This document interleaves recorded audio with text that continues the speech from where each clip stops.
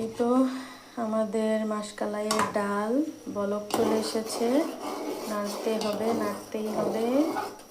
এখন আমরা চুলা কমিয়ে আবার ঢেকে রাখবো। যে চুলাটা কমিয়ে দিলাম, এখন আমরা আবার ঢেকে দিব 15 মিনিটের জন্য, আর একটু পরপর নাড়বো। একটা সুন্দর ঘ্রাণ বের হয়েছে। এখন আবার একটু নেড়ে চেড়ে দেই।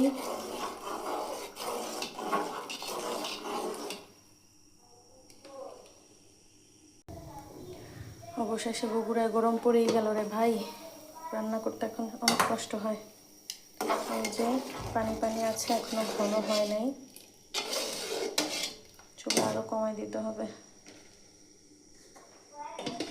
কমাই দিয়ে 15 মিনিটের জন্য রেখে দিতে হবে।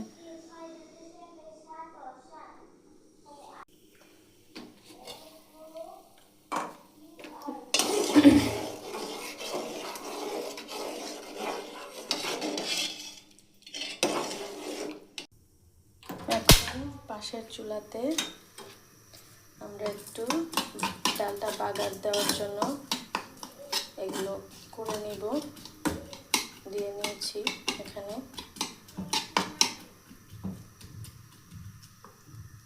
হচ্ছে আমার মাসকালাইয়ের ডাল, লাস্ট এরকম ঘন।